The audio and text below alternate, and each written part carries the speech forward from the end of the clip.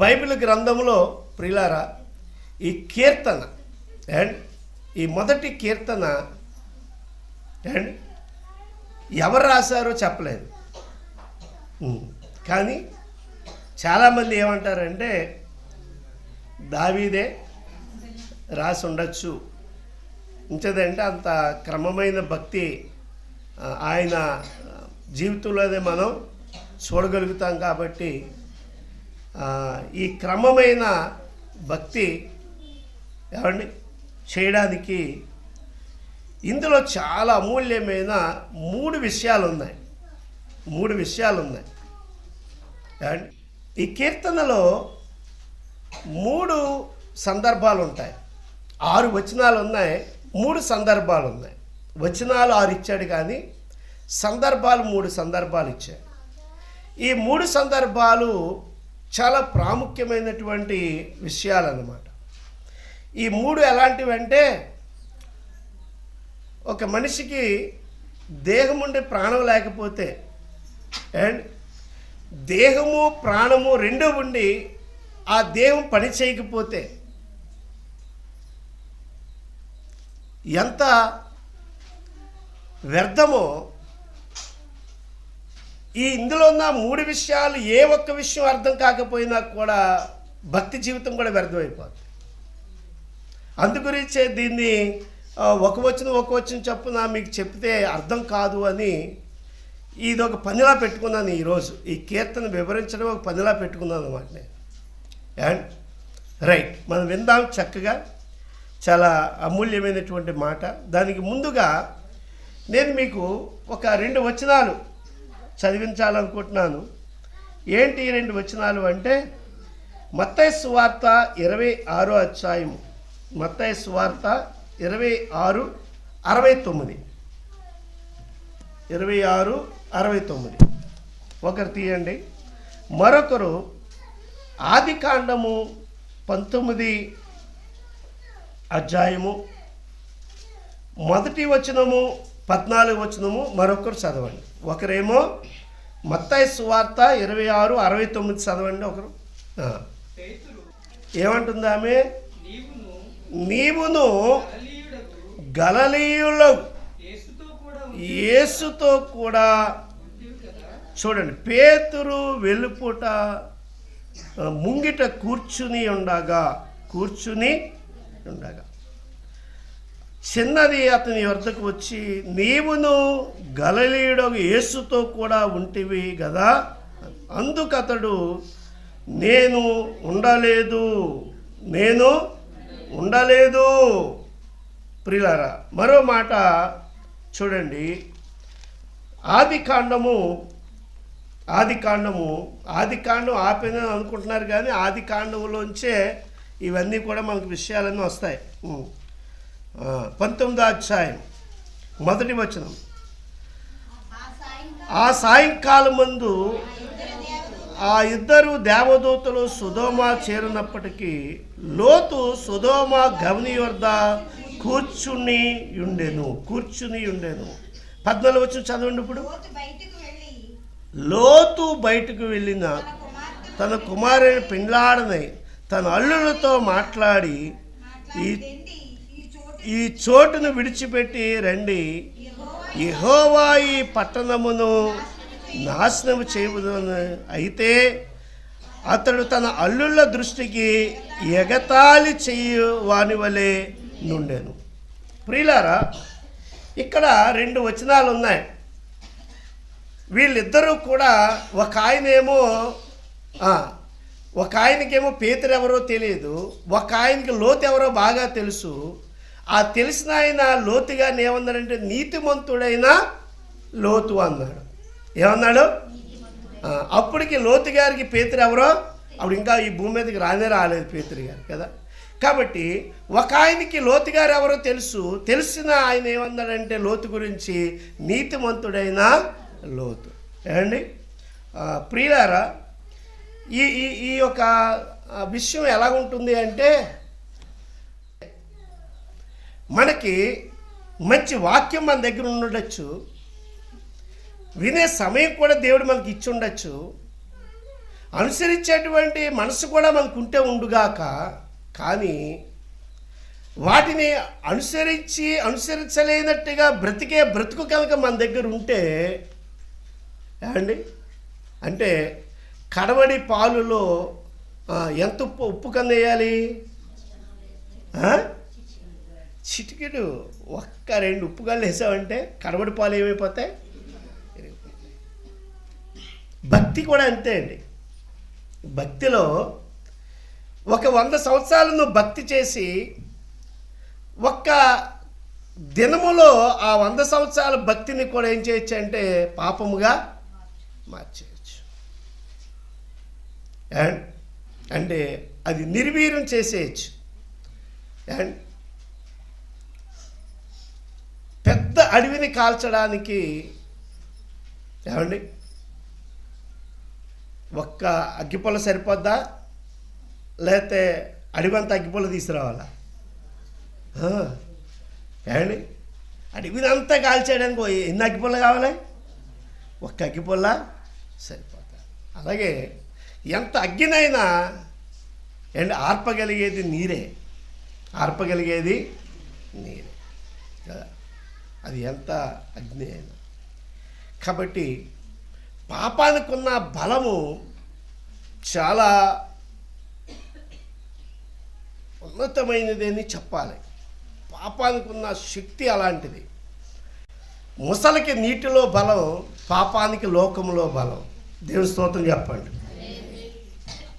ఈ లోకంలో ఎవరికి బలం? పాపానికి బలం. అండి ముసలికి నీటిలో బలం. అది నీటిలో బయటకు వస్తే మళ్ళీ ఏం చేయలేదు అండి. కానీ లోకంలో వచ్చి మనం ఎప్పుడైతే వెళ్ళిపోయామో ఇంకా పాపానికి మన పైన అధికారం ఉండదంట. పాపానికి మన మీద అధికారం. కాబట్టి ఈ పాపంతో మనం ఎలా పోరాడాలి అనడానికి సూత్రాలే ఈ మొదటి కీర్తన. అదన్నమాట. ఇప్పుడు అర్థమైందా నేను ఎందుకు గొంతు చించుకుంటున్నాను? ఈ లోకంలో పాపానికి మించిన బలమైన సాధనం మరొకటి లేదు. ఎలాంటి వారినైనా పాపం కిందకి లాగేస్తుంది ఏమండి. అందుగురించే బైబిల్ చెప్పింది, నిలుచున్నాను అనుకున్నవాడు పడిపోకుండా జాగ్రత్తగా చూసుకోవాలి ఏమండి. కాబట్టి నేను నిలుచున్నాను కదా, వీడు ఆకాశంలో చూస్తే ఏమండి ఆ కాలు కింద ఎవడో కాస్తంత ఆవదం పోతాడు. అరే చాలాసేపు నేను నిలబడ్డాడు రా, వీడు అసలు ఎందుకు పడ్డరా అని ఏంటి మన కాలు కింద ఎవడో ఆవదం పోతాడు అంతే, బర్రమని జారుతాం. వాళ్ళకి అదో ఆనందం. మనం పడిపోతే ఆడి కింద కలిసి వస్తే ఏం కలిసి రాదు. కానీ మనం పడిపోయినప్పుడు ఆడికి ఉంటుంది చూడండి జాయ్, అది వాడికి ఆనందం.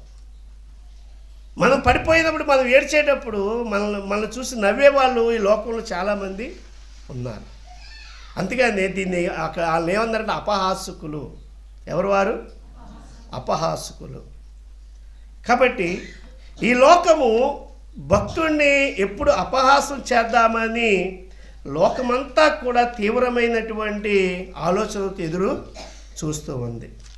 కాబట్టి చాలా సీరియస్గా మనము ప్రియులారా దేవుని వాక్యం ఎడల, పరిశుద్ధత ఎడల, యేసుక్రీస్తు ప్రభు ఎడల విశ్వాసములో మనం చాలా జాగ్రత్త వహించిన వారమే ఉండాలి.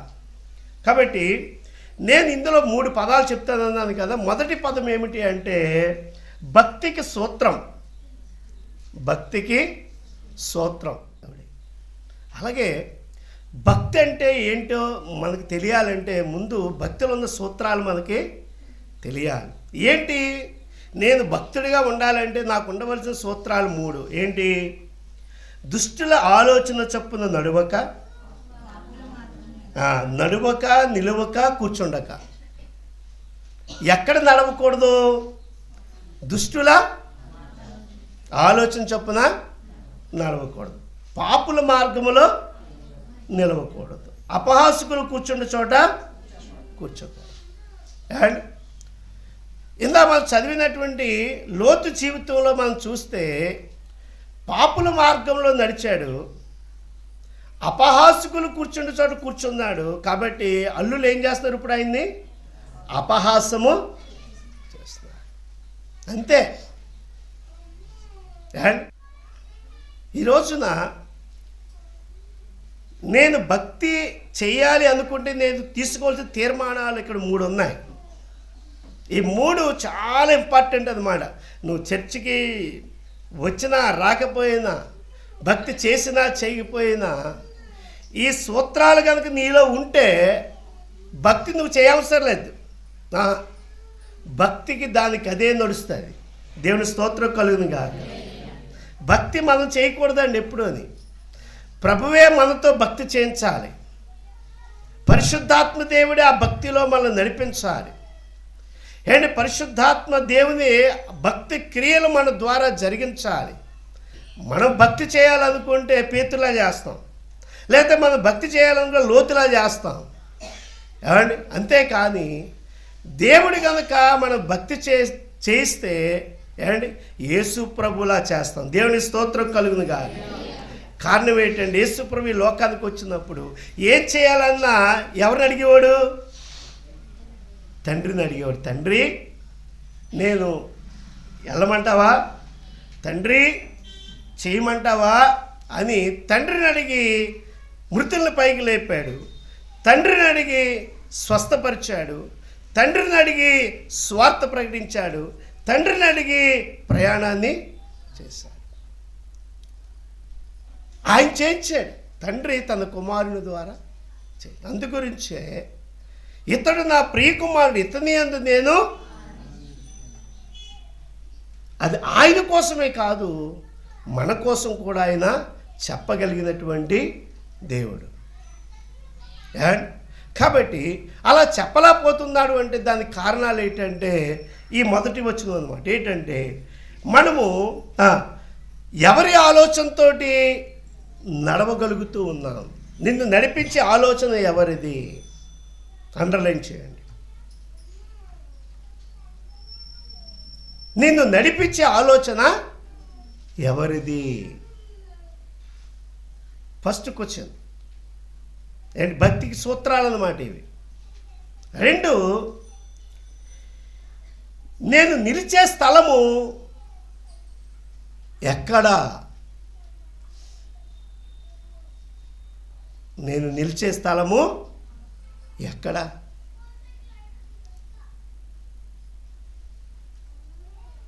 నేను అంటే నా సహవాసము నేను ఎక్కడ కూర్చుంటా? ఎవరి దగ్గర కూర్చుంటున్నాను?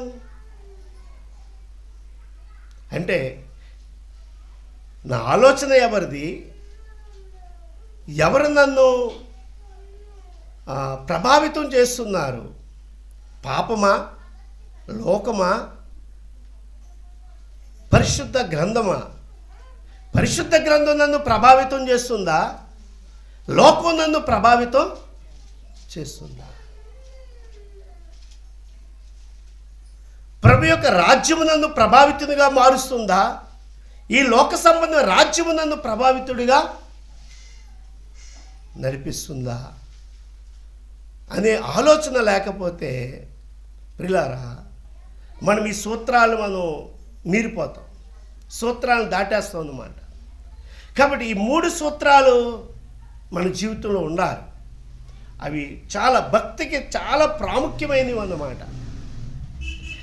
మీరు బైబిల్లో ఎవరినైనా చూడండి, ఎవరు పడిపోవడానికైనా కారణం ఎవరు అంటే ఇదే. అండ్ వారిని ఎవరు ఇన్స్పైర్ చేస్తూ ఉంటారు మనకు తెలియదు. వాళ్ళు అండర్ గ్రౌండ్లో ఉండి వాళ్ళు ఇన్స్పైర్ చేస్తూ ఉంటారు. అరే అలా కాదు, అమ్మ అలా కాదు, అరే అలా కాదు. మనం ఏమనుకుంటున్నాం? అరే మనం మంచి వాక్యమే కదా. యేసుప్రభుని అడిగారు శిష్యులు, అయ్యా నీవు గురుగులను నువ్వు విత్తలేదు కదా, నీవు గోధుమలనే కదా విత్తావు, మరి గురువులు ఎక్కడి నుంచి వచ్చాయి? రహస్యంగా రాత్రి వేళ ఏం చేశారంట? దుష్టుడు అవి విత్తి, మనకి తెలియదు, మనకి మనమే మన పైనే చూస్తాం కండి. కానీ దుష్టుడు వాళ్ళలో వేసే విత్తనాలు వాళ్ళకి వేస్తుంటాడు. దుష్టుడు వాళ్ళని ఎలా నడిపించాలో అలా చక్కగా నడిపిస్తాడు. దుష్టుడు వాళ్ళని ఎంత నాశనం చేయాలో అంత నాశనం చేస్తాడు. శిష్యులు అడిగారు, అయ్యా నువ్వు గోధుమలు కదా విత్తావు, గురుగులు ఎక్కడి నుంచి వచ్చాయి? ఈ రోజున చర్చికి వచ్చే వాళ్ళందరూ మంచి వాళ్ళు అంటే కాదు. ఎందుకు అలా ఆగిపోయారు? మరి వాక్యం మంచిదే కదా, పాస్టర్ గారు మంచే కదా చెప్పుతున్నాడు. మరి ఈ అసూయలు, కామక్రోధ, మదమాత్యాలన్నీ ఎక్కడి నుంచి వస్తున్నాయి? దుష్టుడైన సాతానుడు రహస్యంగా విత్తుపో. కారణం ఏంటంటే దుష్టుల ఆలోచన చొప్పున అండ్ నడువకని వింటాం, కానీ నడుస్తూ ఉంటాం. వినడానికి మాత్రమే అన్నారు కదా, వినడం కొరకే, నడవడం కొరకు కాదు అన్నట్టు. అందుగురించే ఆనాడు ఆ భక్తులు ప్రార్థన చేస్తే పరలోకంలో ఆకాశంలో ఉన్న సూర్యచంద్రులు తిరగడం ఆగిపోయారు. వాళ్ళు ప్రార్థన చేస్తే సముద్రం ప్రవహించడం ఆగిపోయింది. వాళ్ళు ప్రార్థన చేస్తే యోర్దాను నది ప్రవహించడం ఆగిపోయింది. వారు ప్రార్థన చేస్తే మృతులు సజీవులైపోయారు. వారు ప్రార్థన చేస్తే గుడ్డివారు చూడగలుగుతూ ఉన్నారు. కారణం ఏంటంటే వాళ్ళు వినడం కొరకు కాదు, దాన్ని నేను అనుసరించడం కొరకు వాళ్ళు తీసుకున్నారు. అది మనుషుల మాటలని ఎంచక అది దేవుని వాక్యం అని వారు ఉన్నది ఉన్నట్లుగా ఎంచారు. అది అందుగురించే అండ్ ఆ భక్తులలో ఆ ప్రభావం ఉండడానికి మనలో ఆ ప్రభావం అంతా నెరవేరైపోవడం కారణం ఒక్కటే, మనం వినడం కొరకే.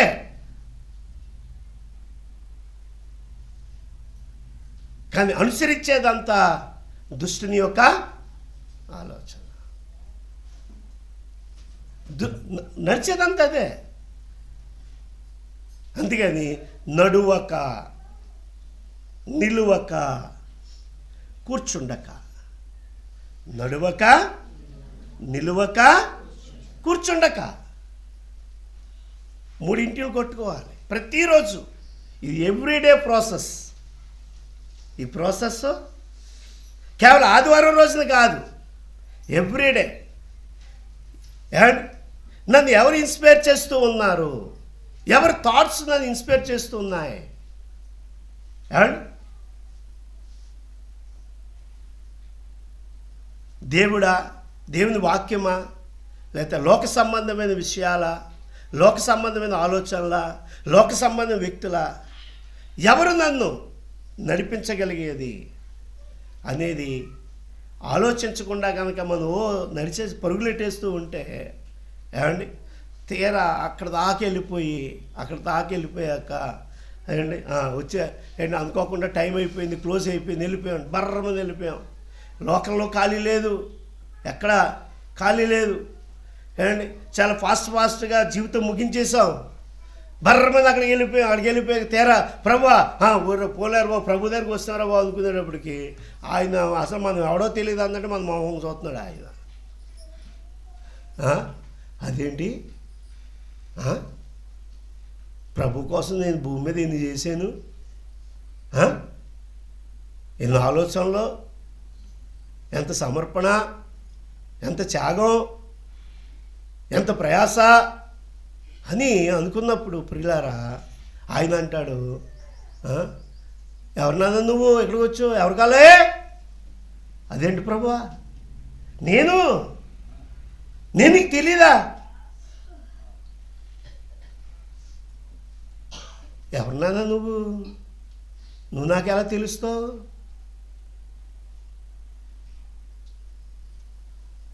నా ఆలోచన చొప్పున నడిస్తే, నా తండ్రి చిత్తాన్ని జరిగిస్తే నువ్వెవరో నాకు, కానీ నువ్వెవరు ఆలోచనతో నడిచావు? అండి ఒరే, జేబులు కొట్టడం తప్పేం కాదురా, జేబులు కొట్టు, 10 మందికి భోజనం పెట్టు. జేబులు కొట్టు, 10 మందికి భోజనం పెట్టు, తప్పే ఉంది అది. అందుగురించి యేసుప్రభు ఎవరికి జేబులు కొట్టు భోజనం పెట్టలేదు. తండ్రిని అడిగాడు, తండ్రి ఆకలేస్తుంది, ఆకాశం నుంచి మన్నాను కురిపించాడు ఆయన. 5 రొట్టెలని 5,000 మందికి పంచిపెట్టాడు ఆయన. తండ్రిని అడిగాడంతే ఏది అవసరమైనా. కానీ ఈయన్ని సలహా అడిగితే ఏం చెప్తాడు? ఒరే జేబు కొట్టు 10 మందికి బోసు, ఒకరిని కొట్టు 10 మందికి పెట్టంతే. ఇది అపవాది యొక్క సూత్రం. ఇది ఎవరి సూత్రం? అపవాది సూత్రం. అందుగురించే ప్రియులారా, ధర్మశాస్త్రము పట్టుకున్న పరిసయ్యులు, శాస్త్రులు అందరూ కూడా యేసుక్రీస్తు ప్రభు సిలువ ఎందుకు వేశారంటే, వాళ్ళు ధర్మశాస్త్రం అయితే చదివారు కానీ ధర్మశాస్త్రంలో నీతిని వారు ఎప్పుడు అనుసరించలేదు. అది కాబట్టి వినడానికి ధర్మశాస్త్రము, నడవడానికి లోకశాస్త్రము. అందుగురించే లోకంలో ఇప్పుడు భక్తుడి దగ్గర ఏమి లేదు, ప్రభావము లేదు, అండ్ భక్తి దగ్గర శక్తి లేదు. కాబట్టి ప్రియులారు, ఈ రోజున ఈ సూత్రాలను మనం చక్కగా ఈ మూడింటిని కూడా, నా భక్తికి ఇవే నా సూత్రాలు, ఈ సూత్రాలను అనుసరిస్తే ధర్మశాస్త్రం ఇప్పుడు ఎక్కడుంది? నీ అంతరంగములో ఉంది. దేవునికి స్తోత్రం. నీ అంతరంగంలో ధర్మశాస్త్రం ఉంటే దావీదులాగా నీవు కూడా చెప్తావు. ఏమని చెప్తావు? నీ వాక్యము నా హృదయంలో ఉంది కాబట్టి నేను పాపము చేయకూడదు. నీకు ఇంకా అవకాశం రాదు. అండ్ నీ హృదయంలో ఇప్పుడు ఏముంది? ధర్మశాస్త్రం ఉంది. కానీ నీ వాక్యం నా హృదయంలో ఉంది కాబట్టి నేను పాపము చేయను.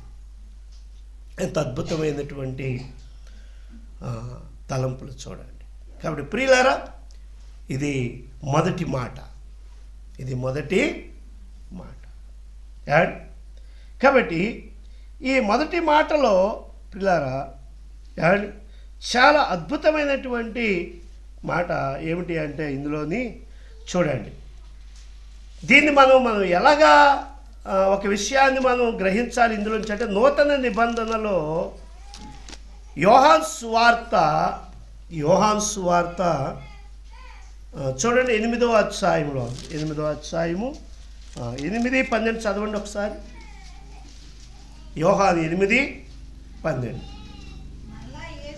మరలా యేసు, నేను లోకమునకు వెలుగునై ఉన్నాను. చూడండి, నన్ను వెంబడించువాడు చీకటిలో నడువక వారితో చెప్పు. దేవునికి స్తోత్రం కలుగునుగా.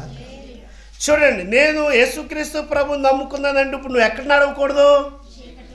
చీకటిలో నడవడం అంటే ఏంటి? పాపములో పాపాన్ని అంటకుండా వెళ్ళడం, పాపాన్ని విదిలించుకుంటూ వెళ్ళడం, పాపాన్ని అసహించుకుంటూ వెళ్ళడం. ఏంటి పాపము? అండ్ కోపములో నిలుచుట పాపమే. అండ్ ఎక్కడైనా 3 పిల్లలను గొడవ వచ్చిందనుకోండి, ఒక్కొక్క ఇంట్లో అసలు 60 రోజులు ట్యాంకర్లు వాటర్ కొట్టినా అగ్గారదు అక్కడ. డైలీ ట్యాంకర్ వచ్చి వాటర్ కొట్టినా అగ్గారదు అక్కడ. ఏం చెప్పింది? ఉదయం కోపం వస్తే సూర్యుడు అస్తమించక మునిపే నీ కోపం ఏమైపోవాలి? ఆవిరైపోవాలి, అంతే, ఆవిరైపోవాలి. అండ్ యేసుక్రీస్తు ప్రభు ప్రేమను కనుక మనం అనుభవించడం చేతనైతే లోకంలోకి మీరు వెళ్ళమని వెళ్ళరు. కారణం ఏంటంటే ఆయన ప్రేమ అంత అద్భుతమైంది. అండ్ నేనేమంటానంటే, ఆయన చాలా అమూల్యమైన మాట అంటాడండి. ఏమంటాడంటే, అసలు మీరు ఈ మాట అర్థం చేసుకోండి. మీకు తాగడం వచ్చాక తల్లి రొమ్ములో పాలు వచ్చాయా? మీరు ఏమండి పుట్టక మునిపే తల్లి రొమ్ములో పాలు పెట్టాడు ఆయన. ఎప్పుడు పెట్టాడు? మీరు ఇంకా పెదవులు ఇంకా ఆడించరు. అండ్ తల్లి రొమ్ముల నుండి ఇన్ని పాలు దాచుంచుతాడు ఆయన. అంటే మీకు ఆకలి వేయక మునిపే మీ ఆకలిని అయినా దృష్టించినవాడు. దేవుని స్తోత్రం. ఇప్పుడు తల్లి గొప్పదా, దేవుడు గొప్పడా? దేవుడే గొప్పడు అండి. నువ్వు ఇంకా పుట్టలేదు, నీ పుట్టక మునిపే నీ పొట్ట గురించి ఆలోచించే దేవుడు ఆయన. దేవుని స్తోత్రం అండి. కాబట్టి అండి ఆయనను వెంబడించేవాడు చీకటిని ఎన్నడూ కూడా వెంబడించాలి. ఆయన వెలుగులో నడిచిన ప్రకారం వారు కూడా వెలుగులోనే నడుస్తారంట. వెలుగులోనే నడుస్తారంట. కానీ చాలామంది ఏమండి దేవుని సన్నిధిలో యోనాలో ఉంటాడు అండ్ ఆయన దేవుని సన్నిధిలో నిలువక ఎక్కడికి వెళ్ళాడు?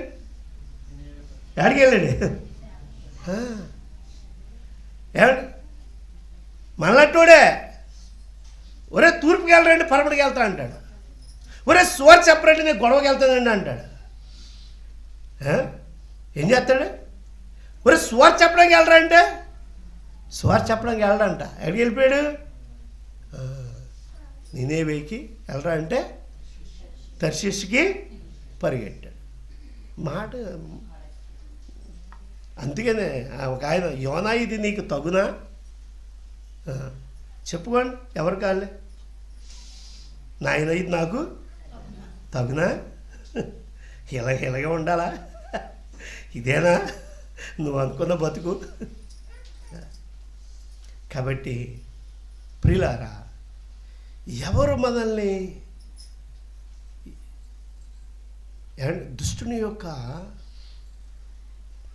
మాట ఎంత నిశ్శబ్దంగా వినబడుద్దంటే, మీరు ఎప్పుడైనా అబ్జర్వ్ చేశారో లేదో, మీరు ప్రార్థనలో ఉండండి. మౌనంగా ఉండి ప్రార్థన చేసుకోండి. మీ లోపల ఒక స్వరము ఒప్పుకో అని లోపల నుంచి ఒక స్వరం వస్తే ఈ పక్క నుంచి మామూలే రెండు స్వరాలు పోటీ పడుతుంటాయి. ఇప్పుడు అది లోపల నుంచి ఒక స్వరం వస్తుంది, ఒప్పుకోమంటుంది. నువ్వు తప్పు చేసి ఒప్పుకో అంటుంది. ఇది ఈ పక్క నుంచి ఒక స్వరం వస్తుంది, ఏం కాదులే పర్లేదు అంట. ఒక స్వరమేమో నువ్వు బతుకు అంటుంది, మరొక స్వరం అంటుంది ఎందుకు బతకాలి, చచ్చిపో అంట. తెలుసా మీకు? ఎప్పుడైనా అబ్జర్వ్ చేస్తారా మీరు ఎక్కువగా ఒంటరిగా మీరు ప్రార్థన అంటే అదే రహస్య సమయంలో మీరు ప్రార్థన అన్నాను కదా, మొన్న రహస్యంగా మీరు ప్రార్థన చేయండి అన్నాను కదా. అలాంటి రహస్య ప్రార్థనలు ఇలాంటి విషయాలన్నీ మీకు బట్టబయలవుతాయి. అంటే ఇద్దరు వస్తారు మన దగ్గరికి, పరిశుద్ధాత్మ దేవుడు ఉంటాడు, పక్కనే ఎవరుంటారు?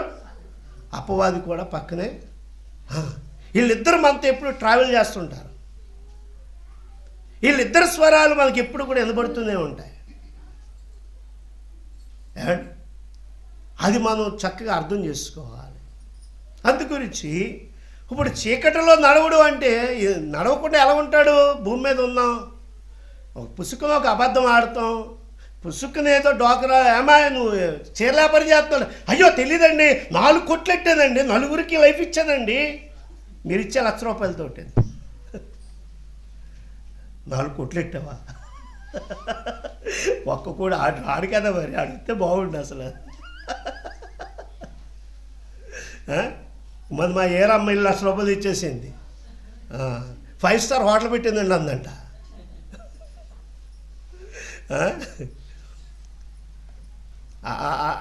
ఓకే ఏమా స్టార్లు ఎక్కడ కనబడుతున్నాయంటే ఎక్కడెక్కడ కన్నాలు ఉంది అవి చూపెడుతుంది. ఇక్కడి నుంచి చూడండి స్టార్లు కనబడతాయి. ఎత్తున్నారు కదా ఈ మంది స్పెషల్ కదా, స్పెషల్గా మళ్ళీ అయ్యో కదా. కాబట్టి భక్తికి సూత్రాలు లేకుండా ఒకవేళ మనం కనుక చేస్తే, సూత్రం లేకుండా ఎవరు సైంటిస్ట్ కాలేరు, సూత్రము లేకుండా ఎవరు చదువుకోలేరు. అండ్ సూత్రానికి అనుగుణమైనదే శాస్త్రం. సూత్రాన్ని ఒక చోట సమకూర్చబడితే దాన్ని శాస్త్రం అంటారు అన్నమాట. అండ్ ఆ శాస్త్రం నిండా ఉన్నాయి ఏంటంటే సూత్రాలు. సరే, కాబట్టి ఈ బైబిల్ యొక్క ధర్మశాస్త్రము అంటే భక్తిని గురించిన సూత్రాలు తెలుసుకునేటువంటి శాస్త్రం అన్నమాట కదా. కాబట్టి దేవుని సన్నిధిలో ఈ మొదటి కీర్తనలో మొదటి వచనము భక్తిని గురించిన సూత్రములు, భక్తిని గురించిన సూత్రాలు. రెండవ వచనం దగ్గరకు